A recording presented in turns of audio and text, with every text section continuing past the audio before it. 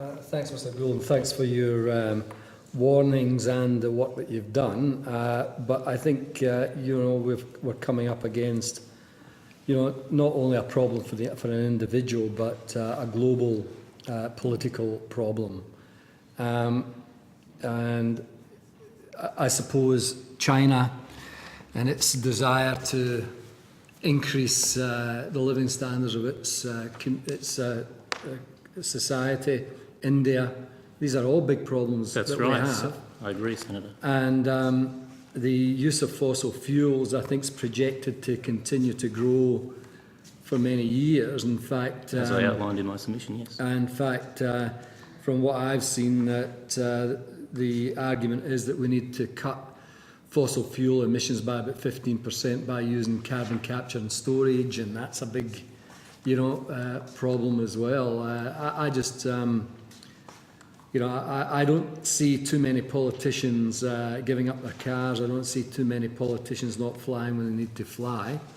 So there are some issues that are just not going to be achievable in the short term. And I suppose the proposal that you're putting would create huge social dislocation. And, of course. And I'm not saying that's something that can be avoided, but I'm just saying, how do you then take that message? You see how hard the message has been to get a very small step on pricing carbon.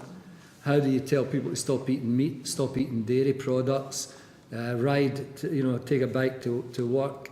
It's just a huge step change that I don't think's there at the moment.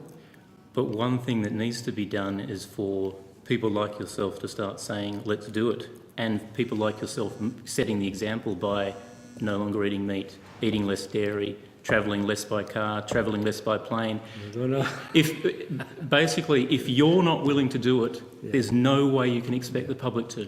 It's as simple as that. And if you're not willing to show leadership, and I'm not just speaking to you specifically, Senator Cameron, I'm speaking in the broad. If the leaders of the country, if our elected representatives aren't prepared to make these sacrifices, then of course there's no way that they can articulate an argument to the public as to why they should. So the first step, the absolute first step, has to be us choosing to make sacrifices. I gave up my car. I gave up eating meat. I use public transport all the time. I am moving into an occupation where my income is going to be reduced. Part of the reason for that is that will, by necessity, reduce my consumption. These are all things that I, as an individual, have chosen to do. If you are truly concerned about global warming, then these are steps that you, as individuals, should choose to do. Well, I mean, it is about consumerism. That's one of the issues you've raised. It's certainly one of the issues. It's consumerism. So the advertising industry, the media, it's not just individuals making changes. It's a societal change in terms of what's important.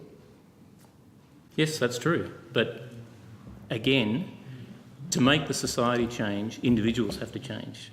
And the easiest way, the fastest way for society to start changing is if leaders make the change first.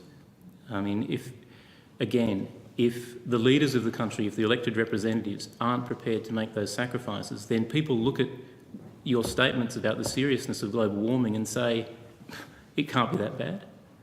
Or even if it is, why should I do anything if they're not? I mean, that's very simple. And that's an argument that's made a lot into the denial community. That they're saying that people want other people to make sacrifices, like the elites are telling other people to make sacrifices that they themselves are not prepared to make. Now, that argument may be in some way flawed because I know many people who in the so-called elite who are making those sacrifices. But the fact is that there are a lot of people who are articulating, yes, global warming is a problem, but flying around the world on jets and living a very luxurious lifestyle, it seems incongruous. Mr. Gould, I'm generally speaking optimistic about human nature. I'm not terribly optimistic about the likelihood of the changes that you're advocating being embraced or adopted across the community. And like Senator Cameron highlighted, even if within Australia we could start seeing people embrace some of those changes, the simple reality of emissions and the continued growth in global emissions elsewhere means that the outcome you're trying to stop would unlikely to be stopped by virtue of what Australians were doing.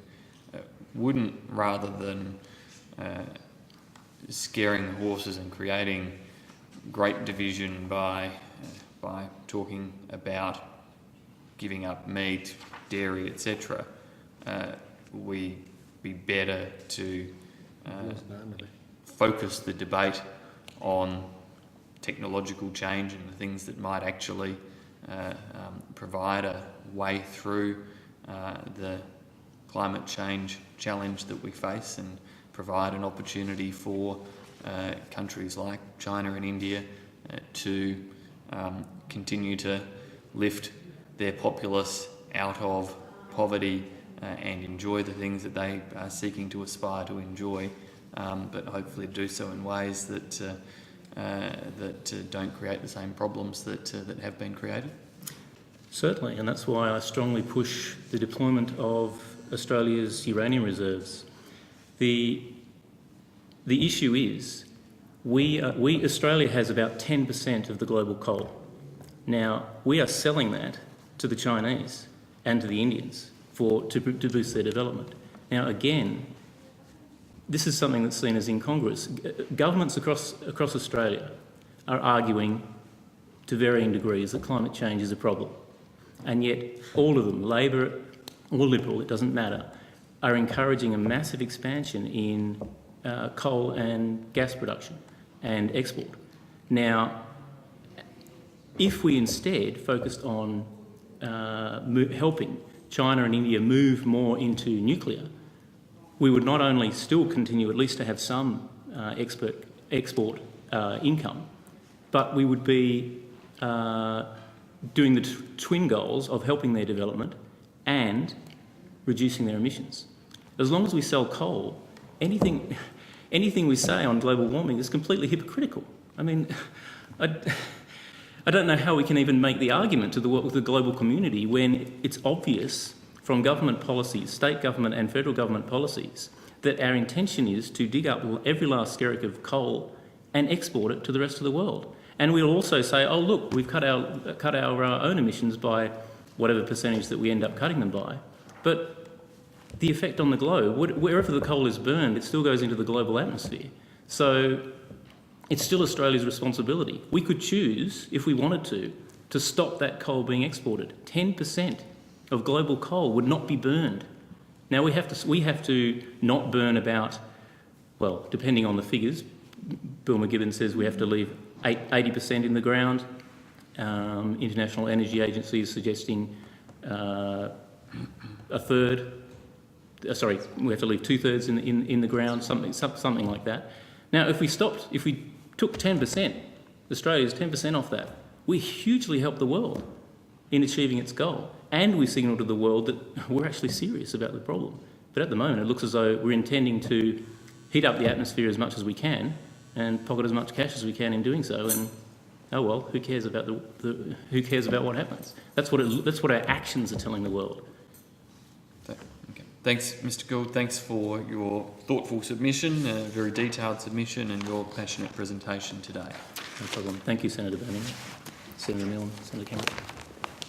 Can I welcome representatives now from the Australian Council of Social Service?